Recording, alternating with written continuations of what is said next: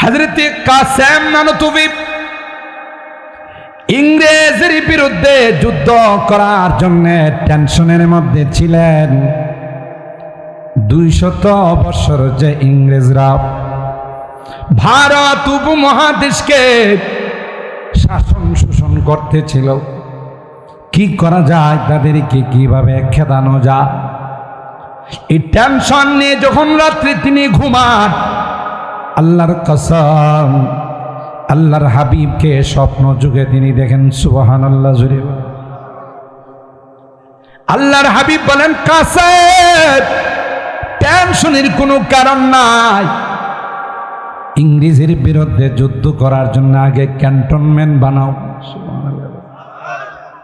এই ক্যান্টনমেন্ট থেকে সৈনিক তৈরি হবে, এরা ইংরেজের বিরুদ্ধে তলোয়ার। সুবহানাল্লাহ। ये बात आई है दुनिया को, हम फूल भी है तलवार भी है, इसे बज़ में जहाँ को महकाएंगे,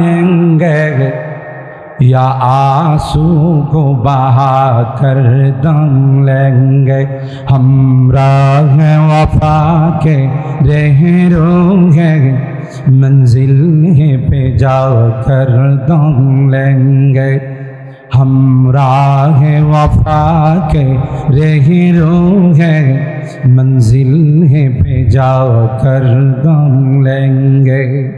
दुनियार মানুষ জানে মুহাম্মদুর রাসূলুল্লাহ যারা উত্তরসূরি হয়, যারা নায়েব হয়, ওয়ারাসাতুল আম্বিয়া হয়, এরা প্রয়োজনে মোমের মতো নরম হতে পারে, আবার কখনো কখনো ইস্পাত কঠিন লৌহ মানব হতে পারে। কথা বলেন ঠিক কিনা? ये बात आई है दुनिया को, हम फूल भी है तलवार भी है, इसे बज़ में जहाँ को महकाएंगे, या आंसू को बहा कर दम लेंगे, हम राह वफा के रहरोगे, मंजिल पे जाकर दम लेंगे। এটা হলো আল্লাহর নবীর নায়েব যারা হয়, এরা যেমন নরম হয় কখনো কখনো গরম হয়। কথা বলেন। হযরতে কাসেম নানতুবি রাহিমাহুল্লাহ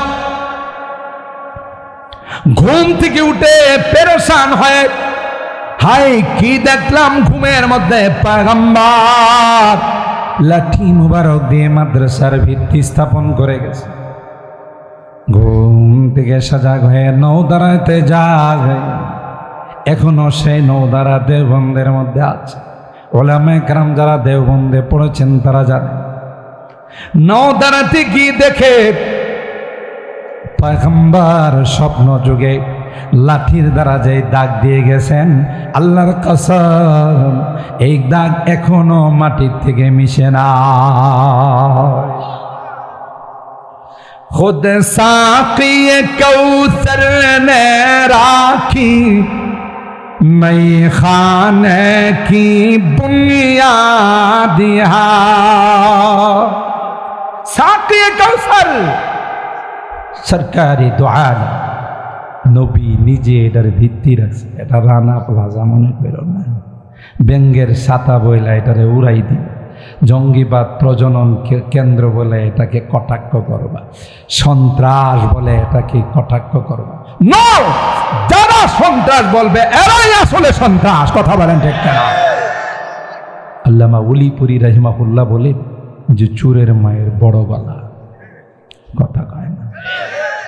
কিছুদিন পূর্বেও এই বাংলাদেশের আদালতের বিচারকরা আদালতে বসে বসে মন্তব্য করছে, যে মৌলবীরা ওয়াজ করে টাকা নেয়, দুদক কমিশনকে বসে তদন্ত করে তাদের বিরুদ্ধে ব্যবস্থা নেন, ইনকাম ট্যাক্স বসান।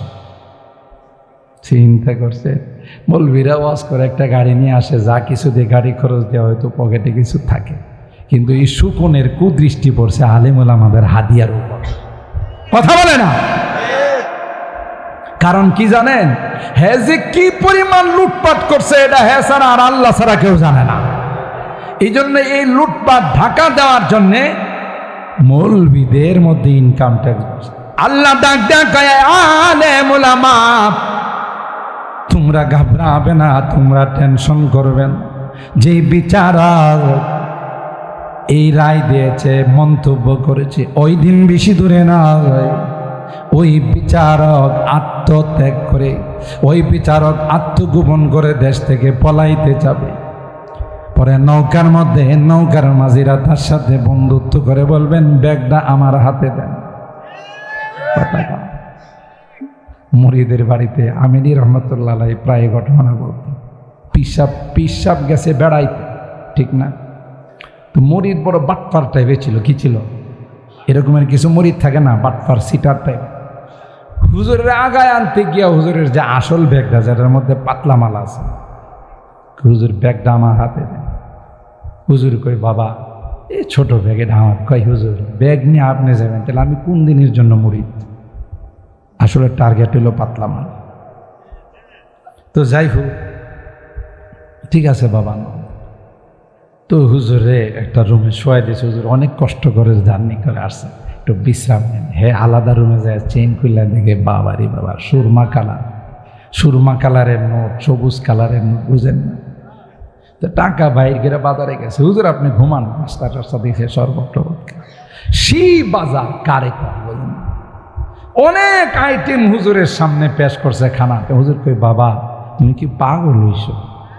এই রূপচান্দা, এবারে গোল্ডেন চান্দা, কথা বলেন ঠিক কিনা, আরো যত যত আছে, এই বিভিন্ন রকমের মাছ, বিভিন্ন রকমের গোস্ত, বাবা তুমি কি জন্য এত আয়োজন করলো? মুরিদি কি জবাব দিতে? হুজুরে এলো সব আপনার কেরামতি। বুঝলেন না কি কয়? হুজুর সব এটা আমার কিচ্ছু না, জান আমি কি কোনো কিছু করার মতো কোনো যোগ্যতা আছে? সব আপনার কেরামত। হুজুরে তো খুব খাইল আর দোয়া করলো, বাবা তুমি যে এত বড় হিম্মতওয়ালা, কলি যাওয়ার, এটাও আপনার কেরামত। খানার পরে মিষ্টান্ন কাকে কাকে বলে, আরে বাপরে, ফল ফ্রুট পুরা দস্তরখান, এত কিছু দিয়া খাওয়াইলা আবার এটিও আপনার কেরামত। এটিও কি আপনার কেরামত। এরপরে চা কফি সব কিছু খাওয়া হুজুরের যখন যাওয়ার টাইম হয়েছে, হুজুরের তো মনে মনে একটু টেনশন আছে, আল্লাহ জানে ওখানে কোনো হাত টাত দিয়েছে কিনা। হুজুর চলেন, আমি গাড়িতে উঠে। আরে বাবা তুমি অনেক কষ্ট করছো, বাজার সদাই করছো, এখন আর হুজুর এটা কি হয়? সুন্নত হলো আগায়, জানে এখানে করলেই তো বিপদ, কথা কয় না। তো এই আগায়া দিয়া সিএনজিতে বা ট্যাক্সি কেবে উঠায়া, সিএনজির বলছি, ভাই তোমার ভাড়া কত? কইছে ভাড়া 500। ন আর 100 বকশিস দিয়া 600 দিলাম। হুজুর কোনো কষ্ট টষ্ট দিও না, সুন্দর করে নামাই দিও। হুজুর কই, ভাই তুই এটা কি করতেছ? কই, হুজুর যান, মুসাবার মধ্যে আবার দেখে চকচক চকচক কিছু নোট। হুজুর তো রীতিমতো আবার, হুজুর দেন না, মনে কিছু নেন না, এই ব্যাগটা নেন। হুজুর একটু দূরে যায়, মনের মধ্যে তো একটু কুচুর মোচর আছে, না জানি ব্যাগটা আগের হালতে আছে কি না। চেন খুইলা দেখে যে সব অল ক্লিয়ার, কথা কয়। হুজুর এখন মাথায় হাত দিয়ে হাইরে, এতক্ষণ যে সব আমার কেরামতি কইছে আমি তো বুঝি নাই।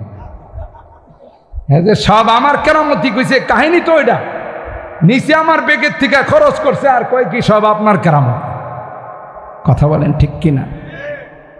ঠিক তদ্রুপ যত দুর্নীতিবাজ, আপনি কৃষকরা পেঁয়াজ বিক্রি করে 50 টাকা কেজি, আর আমার আপনার খাইতে হয়েছে 400-500 টাকা কেজি। টাকাটা মাঝখানে গেছে রাঘব বোয়ালদের পেটে, কথা কয় না, ঠিক কিনা বলেন? এই রাঘব বোয়ালদের পেটে গেছে চোরের মায়ের বড় গলা। হেজে এত কিছু কামাইতেছে, এটা ঢাকার জন্য আলেম ওলামাদের ওয়াজের মধ্যে ইনকাম ট্যাক্স বসানো দরকার, কথা বলেন ঠিক কিনা? এখন দেখা গেছে যে এক একটা পিউর তার যে পরিমাণ ইনকাম, দেশের সাবেক প্রধানমন্ত্রী নিজেই বলছে, যেমন তার বাবা বলছিলেন, দেশটার এত কষ্ট করে স্বাধীন করলাম, আশপাশে চুর ছাড়া কিছু পাইলাম না। কথা কয় এত কম্বল বিদেশ থেকে আমার লেগে আইলো, একটা কম্বল আমি নিজেই পাইলাম না, তাহলে চুরের পরিমাণ কি ছিল? কথা বলেন ঠিক কিনা? এটা তো ওনার নিজের ভাষ্য। কথা বলেন ঠিক কিনা? ওই বিচারা যখন পলায়ন করতে চাইছে তখন কি করবে? কোন রকমে তো যান বাঁচাই দিল, কলা পাতা দেশ হইছে। ঠিক কিনা বলেন? দাড়ি রাখা শুরু করছে। কথা কয় না। এরপরেও ওই দস্যুরা সব টাকা পয়সা রাইকা দেশের মাল দেশেই ফেরত দিলাম। কথা কয় না। আর দেশের মানুষও মনে করছে যে হারানো মানিক পাইছি। কথা কয় না। কি পাইছি? হারাই গেছিল, এই মানিকরা আল্লাহ মিলাই দিছে। কথা বলেন ঠিক কিনা? দেশের মানুষ মনে করছে যে হারানো মানিক পাইছে। সবাই ওখানে যার যার সাধ্য মতো অংশগ্রহণ করছে। সমস্যাটা হলো ইনকাম ট্যাক্স যেটা বসানোর কথা সে বলছিল, এটা তার নিচের অংশের মধ্যে বসছে। কথা কয় না। কোথায় বসছে? এই ইনকাম ট্যাক্স তার নিচের অংশের মধ্যে। আরো দুঃখজনক হলো সত্য, বেচারা দাড়ি রাখছিল, সুন্নতি দাড়ি, তারপরও কি পাইল না? রেহাই। কারণ একজন দাড়ি রাইখা যত আকাম কুকাম করছে, সেই দাড়িকে কেন্দ্র করে যত আকাম কুকাম করছে, লাস্টে যখন বিপদে পড়ছে সব পরিষ্কার। পাশে হের সাথে আর এক শাম, এই স্বামী কইছে আমারে ধরছেন, হেরে দেখেন না। কথা কয় না। হেরে দেখেন না, এটারে ধরেন। তো ওই বেড়ার দাড়ি সহি হাদিস মতো। কথা কয় না। কারণ হে সহি হাদিসওয়ালাদের নেতা ছিল। কথা কয় না। একদল আছে না সহি হাদিস, বুখারী শরীফ বগলের নিচে নিয়ে ঘুরে আর সহি হাদিস আসেনি। দেখ হাদিসওয়ালার ঘরের হাদিসওয়ালা হুজুররা 12-13 বছর 20 বছর 25 বছর পড়ায় সহি হাদিস চিনছে না, আর হে বাংলা বুখারী নিয়ে সহি হাদিস চিনে। কথা বলেন ঠিক কিনা? এগুলো প্রতারকের দল। কথা বলেন ঠিক কিনা? এর দাড়ি রাইখাও রেহাই পেল না, আরেকবার নতুন করে দাড়ি রাখছে, তাও মুক্তি পেল না। দুইটার কোনোটার মধ্যে দাড়ি রাখার সুন্নতের নিয়ত ছিল না। কথা বলেন ঠিক কিনা? আল্লাহ বলে এই কোরআনের বিরুদ্ধে, ইসলামের বিরুদ্ধে, আলেম ওলামাদের বিরুদ্ধে ষড়যন্ত্র করে বড় বড় শক্তি মহাশক্তিও পার পায় নাই, তোমরাও পার পাবে না। কথা বলেন ঠিক কিনা? खुद साक़ी कौसर ने राखी, मैं खाने की बुनियाद यहाँ तारीख मुरातब करती है, तारीख मुरातब करती है, दीवानों की रौदा दिहाई इल्म हुनर का गहवारा, तारीख कबो से पारा है, हर फूल हाय के शोला है, हर शर्वा यहाँ मीनारा है। अल्लाहु अकबर। जो शम्अ यक़ीन रोशन है यहाँ, वो शम्अ हरम का परताव है। এখানে যে দিনের লাইট জ্বলতেছে, কোরআনের লাইট জ্বলতেছে, মনে করছো এটা তোমার মেড ইন বাংলাদেশ। এটা হলো মেড ইন রওজায়ে পাক। মেড ইন রওজায়ে পাক। এই মাদ্রাসাগুলোর কানেকশন হলো রওজায়ে পাকের সঙ্গে, রওজায়ে পাকের কানেকশন হলো আরশে আজিমের সঙ্গে। আরো আসতে সুবহানাল্লাহ।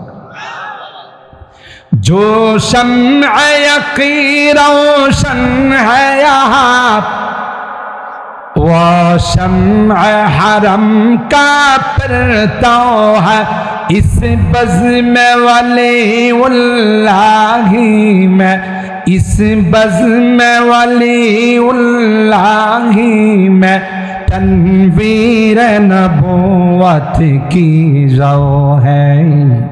ইলম হুনর কা গহওয়ারা तारीख का गौशे पारा है अल्लाहु আকবার। সুতরাং এই লাইট আল্লাহ জ্বালাইছে, এর সঙ্গে যাদের সুসম্পর্ক থাকবে দুনিয়াতেও ভালো থাকবে, পরকালও ভালো থাকবে। ঠিক কিনা?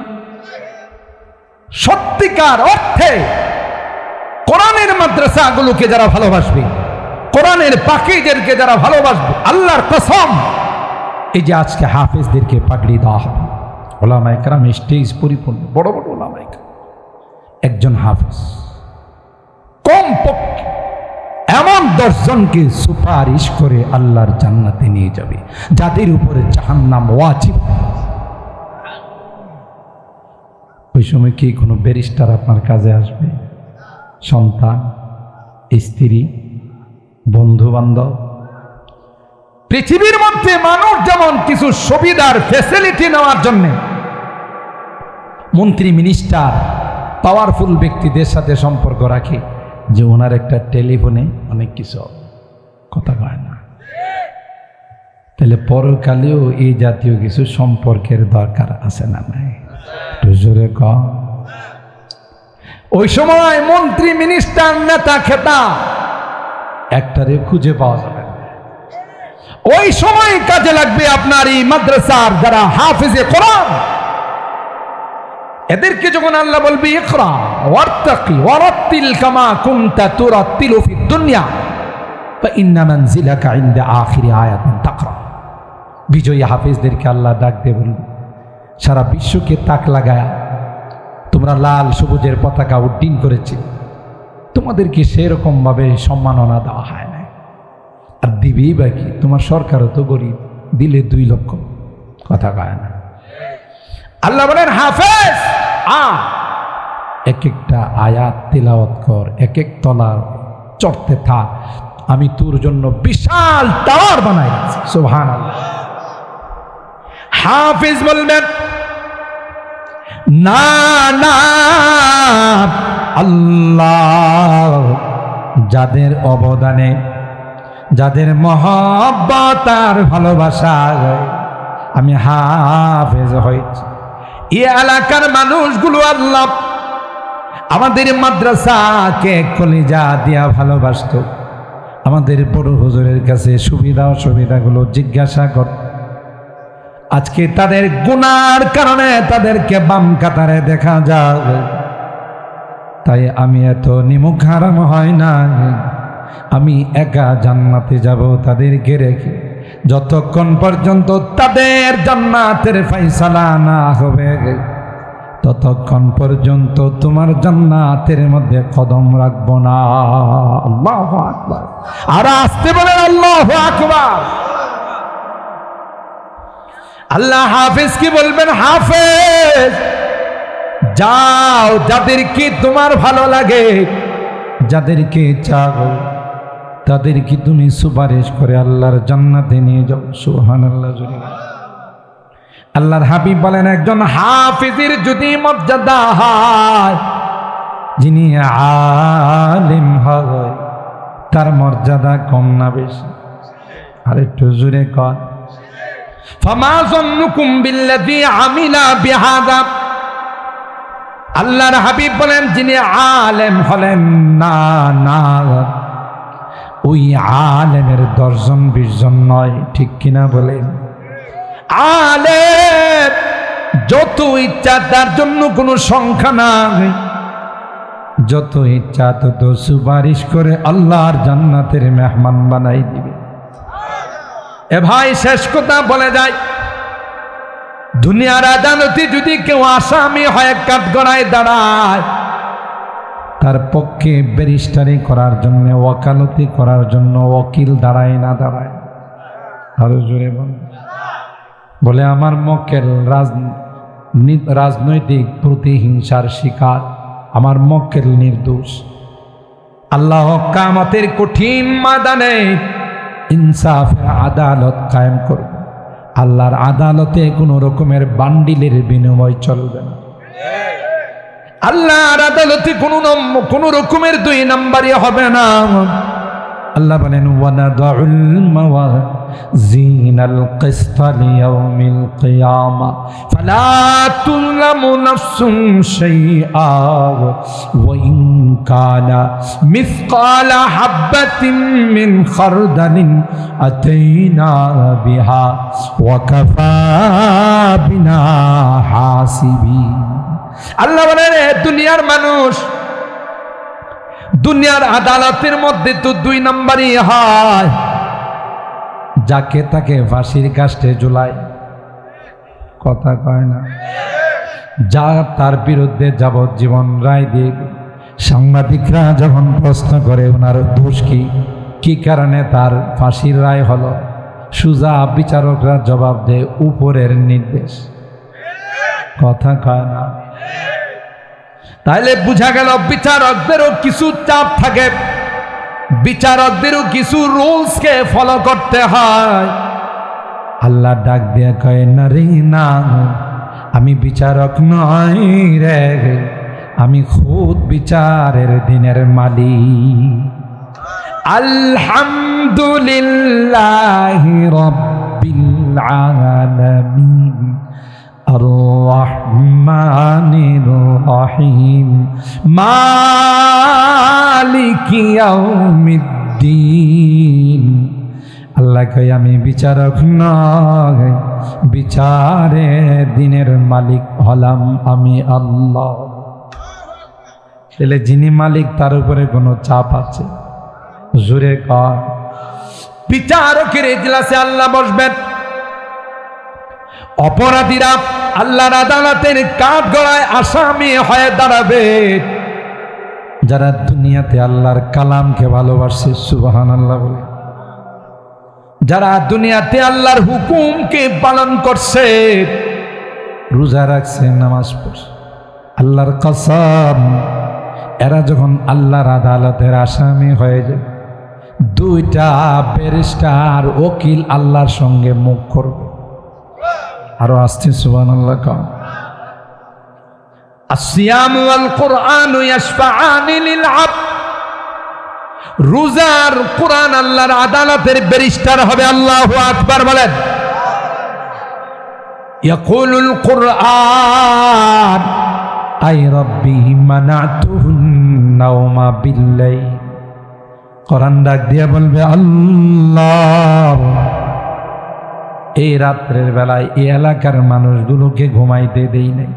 গ্রামগঞ্জের মানুষ এশার নামাজ পড়াই ঘুমাই যায়, কিন্তু আজকে মাহফিলের দিন আল্লামা হাসান জামিল সাহেব আসবে। কথা বলেন ঠিক কিনা? যেমন মানুষটা হাসান, আবার তার সাথে লাগাইছে জামিল, কথা গান, বয়ানও সেরকম সুন্দর, তিলাওয়াতের কথা তো আর বলাই লাগে না, কথা গান। হাসান জামিল সাহেবের বয়ান শোনার জন্য, আখিরি মুনাজাতে অংশগ্রহণ করার জন্য তোমার কালামের মহব্বত আর ভালোবাসা নিয়া রাত্রে ঘুমাই না, রাত 12টা-1টা পর্যন্ত জেগে এরা বয়ান শুনছে। আল্লাহ, আজকে গুনার কারণে তোমার আদালতের আসামি হয়ে গেছে।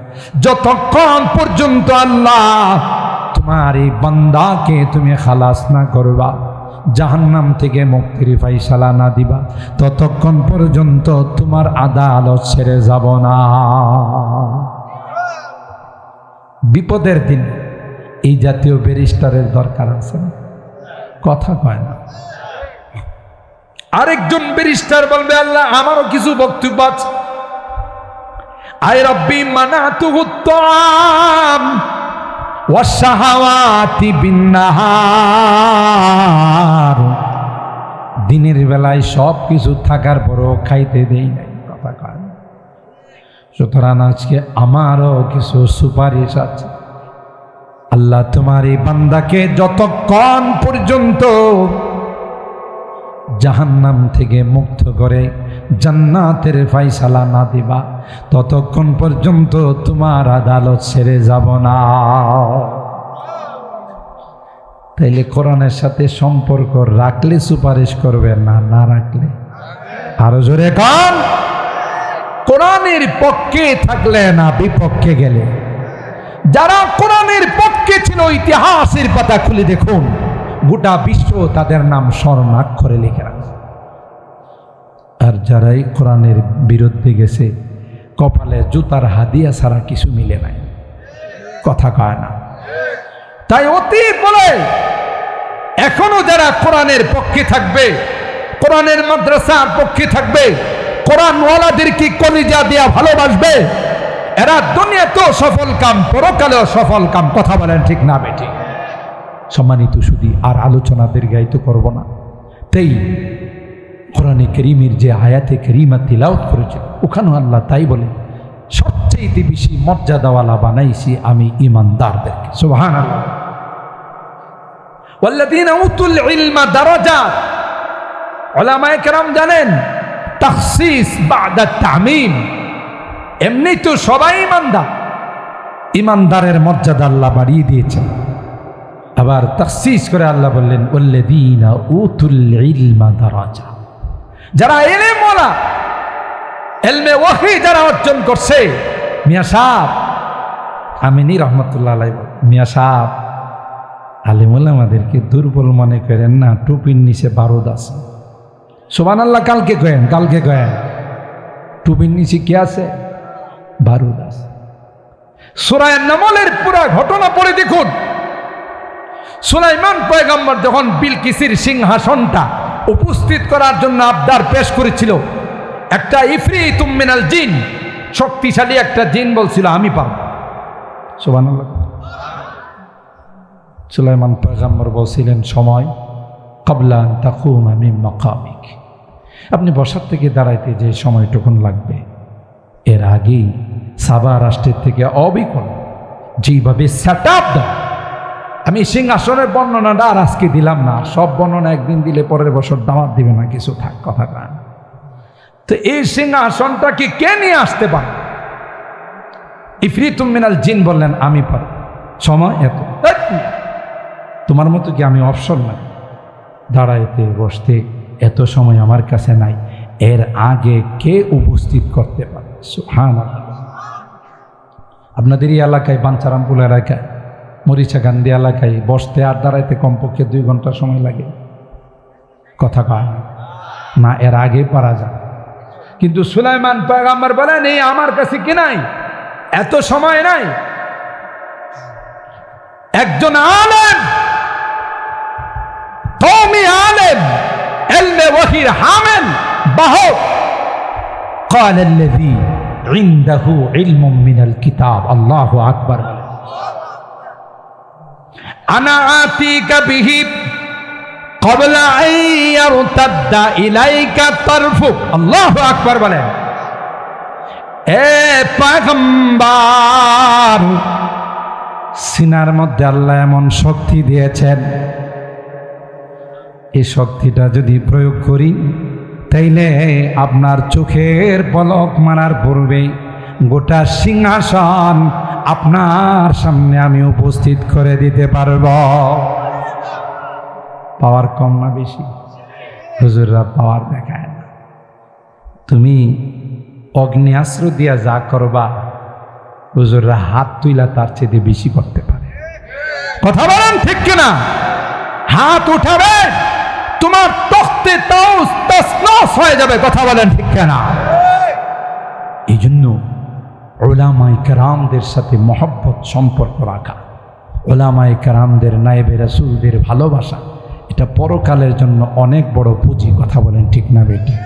সবাই তো ভালোবাসবো ইনশাআল্লাহ। হাত তুলেন, হাত তুলেন। যতদিন বেঁচে থাকবো এই সকল মাদ্রাসাগুলোকে, কোরআনের পাখিদেরকে কলব দিয়ে, কলিজা দিয়ে ভালোবাসবো। আল্লাহ তুমি কবুল করো, বলেন আমিন। হাত নামান, আল্লাহ আমাদের হাতগুলোকে কবুল করুন, আমিন। ওয়া আখিরু দাওয়া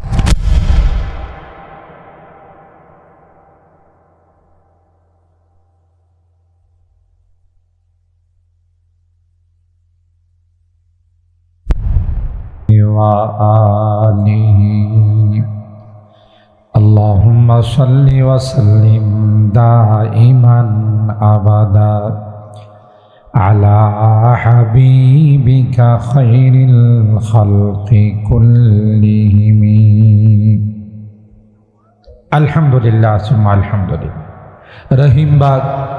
রহিমাবাদ দারুল উলুম হাফিজিয়া ইসলামিয়া মাদ্রাসা ও এতিমখানা, মরিচা কান্দি, বাঞ্চারামপুর, ব্রাহ্মণবাড়িয়া এর উদ্যোগে হাফেজ ছাত্রদের পাগড়ি প্রদান উপলক্ষে আয়োজিত 39তম ওয়াজ মাহফিলের সম্মানিত সদর আলহাজ গোলাম আখতার ইকবাল সাহেব সভাপতি অত্র মাদ্রাসা।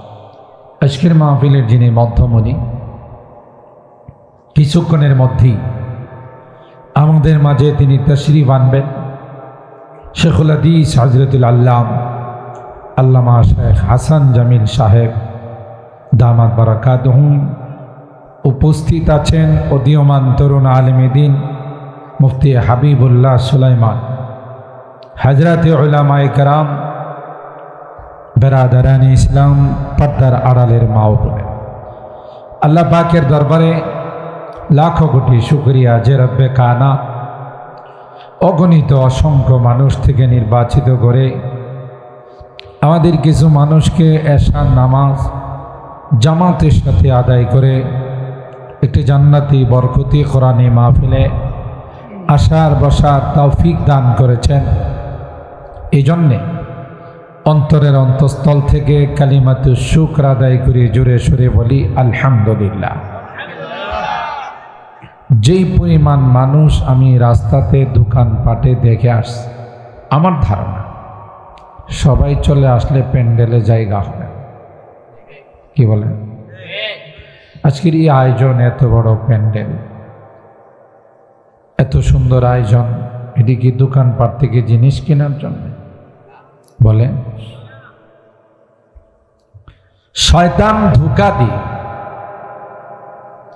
আমাদেরকে এই সকল দোকানপাটের মধ্যে আমাদের সময় নষ্ট করতেছে। কারণ মাহফিলে আসার পর যদি কোনো একটা কথা শুনে কাহারও দিলের মধ্যে চেঞ্জিং চলে আসে, পরিবর্তন চলে আসে, তাতে শয়তানের লাভ না লস? জোরে কন। এই জন্য কোনো না কোনো অজুহাত শয়তান মানুষগুলোকে কোরআনের মাহফিলে আসতে দিচ্ছে না। বলুন তো দেখি, শয়তান আমাদের বন্ধু না দুশমন? তা আমরা কি তার সঙ্গে মিতালিজনক আচরণ করব? বন্ধুত্বজনক আচরণ করব?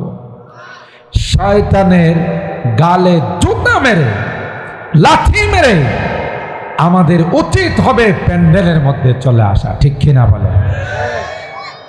তাইলে শয়তানের উচিত শিক্ষা। আল্লাহ আমাদের সকলকে এই জান্নাতি মাহফিলে আসার তৌফিক দান করুন। সম্মানিত সুধী, কোরআনুল কারীমের সূরা আল মুজাদালা এর 11 নম্বর আয়াতের অংশ বিশেষ আপনাদের খিদমতে আমি তেলাওয়াত করেছি। সরকারে দু আলম, মাহবুবে কিবরিয়া, সৈয়দুল কাউনাইন, সৈয়দুল সাকালাইন, হযরতে মুহাম্মদুর রাসূলুল্লাহ সাল্লাল্লাহু তাআলা আলাইহি ওয়াসাল্লাম অসংখ্য হাদিস থেকে ছোট্ট একখানা হাদিস পাঠ আজকের পোস্টারের মধ্যে দেওয়া আছে। হাফেজ ছাত্রদের পাগড়ি প্রদান উপলক্ষে আজকের এই মাহফিলের আয়োজন। এটা যে এলাকাবাসীর জন্য কত খুশির বিষয়, কথা কন ঠিক কিনা? আপনাদের এলাকার, আপনাদের এই প্রাণপ্রিয় প্রতিষ্ঠান রহিমাবাদ দারুল উলুম মাদ্রাসা, এখান থেকে বৎসরে কিছু ফসল বের হয়। কৃষকরা যেমন চাষাবাদ করে, জমিন আবাদ করে, একটা পর্যায়ে যখন ঘরের মধ্যে ফসল আসে খুশি হয় না বেজার হয়? ধরে কার আত্মীয় স্বজন, বাচ্চা কাচ্চা সবাইকে বলে, বাবা একটু ধৈর্য ধারণ কর, দাওয়া কাটি লাগলে, ফসল আদি পাইলে তোর জামা বানাই দিব, এটা করব ওইটা করব। তার মানে এটার একটা অপেক্ষাই থাকে। ঠিক যেই মেহনত আপনারা এই মাদ্রাসার জন্য করেন, কলিজা দিয়া মানুষ এই সকল মাদ্রাসাগুলোকে ভালোবাসে, ঠিক কিনা বলে? আর এই জন্যে এই মাদ্রাসাগুলোর নাম হলো কওমি মাদ্রাসা। কি নাম বলুন তো?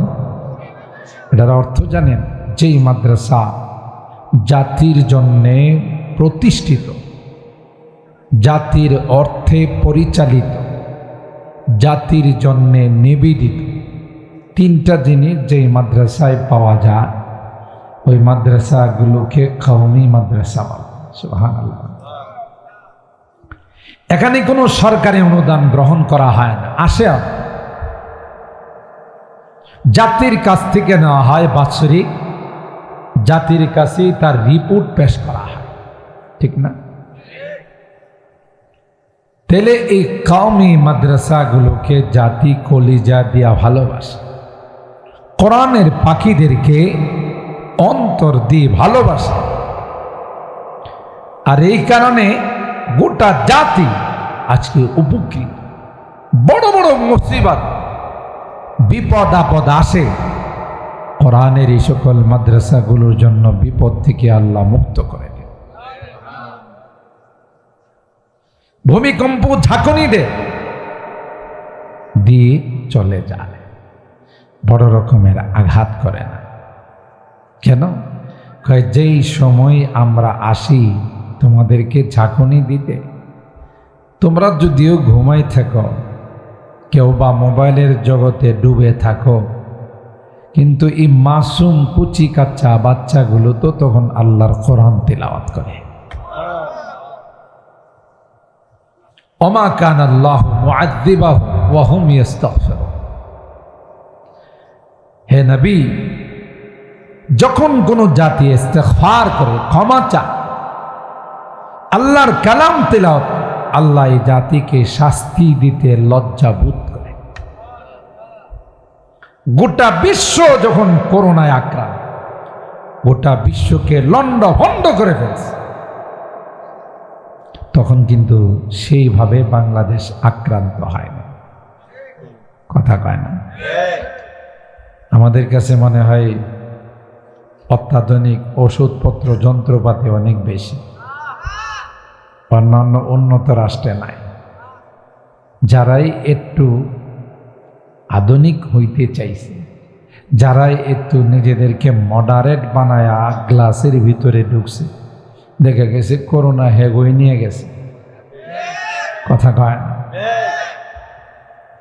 এরা মনে করছিল কয়েকটা মাস্ক লাগায়া, পিপিএ লাগায়া, হ্যান্ড গ্লাভস লাগায়া, বারবার স্যানিটাইজার ব্যবহার করে করোনার থেকে রক্ষা পাবে।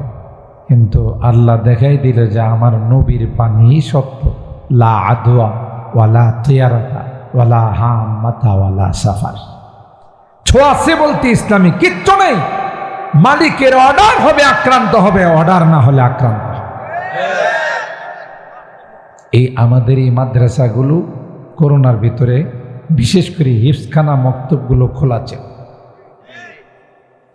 একটা মিডিয়াতেও কোনো রিপোর্ট পাবেন না যে বাঞ্চারামপুরের কোনো একটা মাদ্রাসার হাফিজ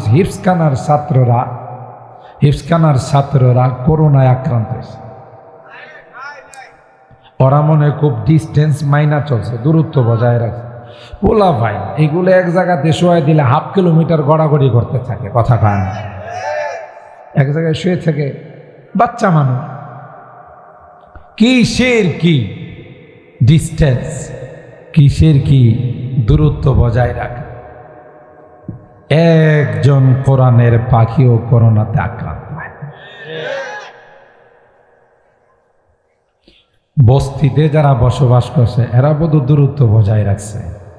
একটা ছোট ঘরের মধ্যে 8 জন 10 জন কোন রকমের গাদাগাদি করে মিনার ময়দানের মতো আধা, কথা কয় না, আধা হাত জায়গার মধ্যে থাকে। ওখানেও করোনা চায় না। করোনা গেছে দেখা বাইসা ভিআইপি, সিআইপি, ভিআইপি, ঠিক না? ওই দিনে যায় ধরছে। তো এই ভিআইপিরা বলে করোনারে মাদ্রাসায় যেতে পারিস না, এনে পোলাপাইন গাদাগাদি করে শুয়ে থাকে। করোনা কি কই জানেন? ওখানে যাইতে গেলে বারান্দায় লেখা থাকে প্রবেশ নিষেধ। সুবহানাল্লাহ কইবেন না? বস্তিতে যাইতে পারিস না, ওখানে তো কোনো নিরাপত্তার বালাই নাই। কই সার, বস্তিতে যারা বসবাস করে এরা নিম্ন শ্রেণীর মানুষ, আর আমরা তো ভিআইপি। ভিআইপি কে চিনে, এই জন্য ওদের কাছে গেলে আমাদের প্রেস্টিজ থাকে না, তাই আপনাদেরকে পয়সা নিলাম। কথা কায় না।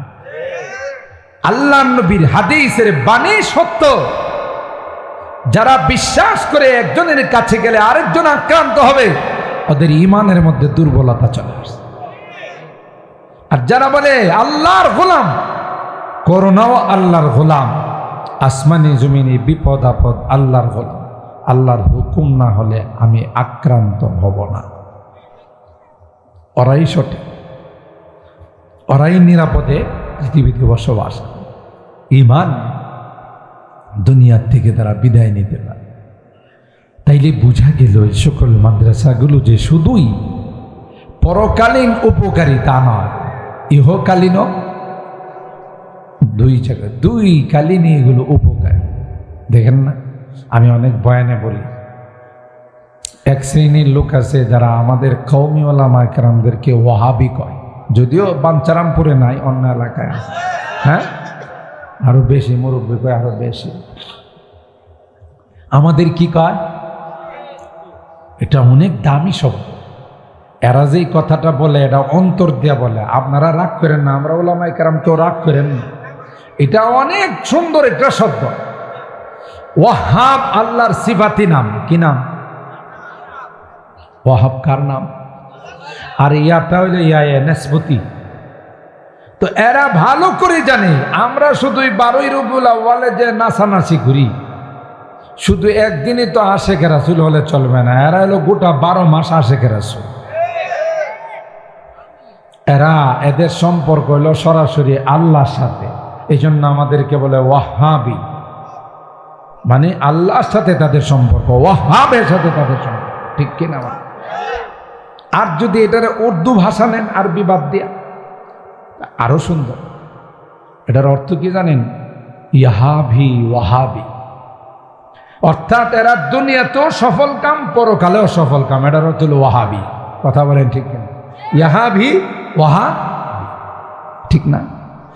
যারা কোরআনের বিরুদ্ধে কথা বলে, ইসলামের বিরুদ্ধে তাদের কলম চলে।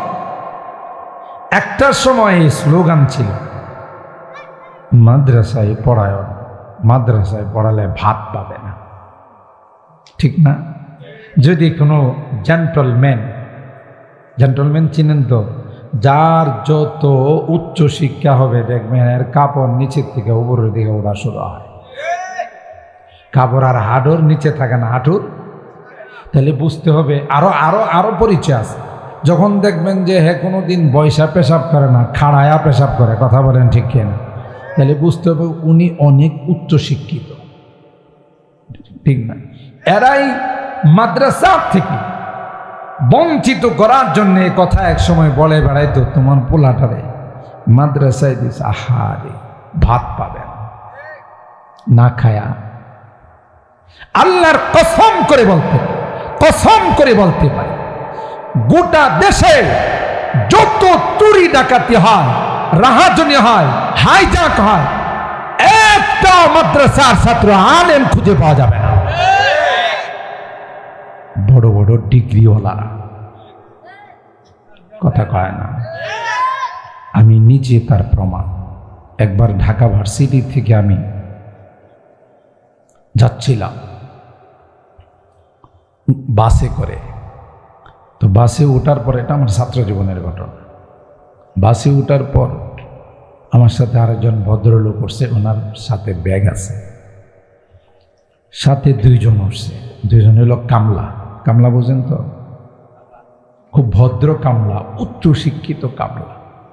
তো যে ব্যবসায়ীকে টার্গেট করে এরা উঠছে, ব্যবসায়ী ইচ্ছা করে সিএনজি নেয় নাই, প্রাইভেট নেয় না, কারণ প্রাইভেট নিলে ডাকাতে ধরতে পারে, কিন্তু ওরা ওখান থেকে ওনাকে টার্গেট করছে। আমি তো পাশে, আমি তো টার্গেট না। বলতেছে স্যার যা আছে দিয়া ফেলাম, খুব ভদ্রতার সাথে বলতেছে। আপনিও শিক্ষিত, আমরাও শিক্ষিত, এখানে যদি আপনি উচ্চবাচ্য করেন এটা কিন্তু শিক্ষার জন্য বেমানান। আপনি যে একজন শিক্ষিত মানুষ উচ্চবাচ্য করলে একটা অশিক্ষিতের পরিচয় দিলেন।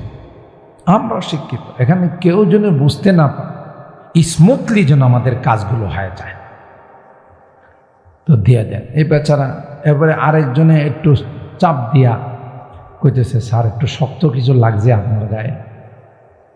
কাহা এটা কিন্তু টুস, এটা কি টুস বুঝেন তো, পকেটের মধ্যে ঢুকাই রাখা যায়, সময় মতো খুইল্লা মারা যায়।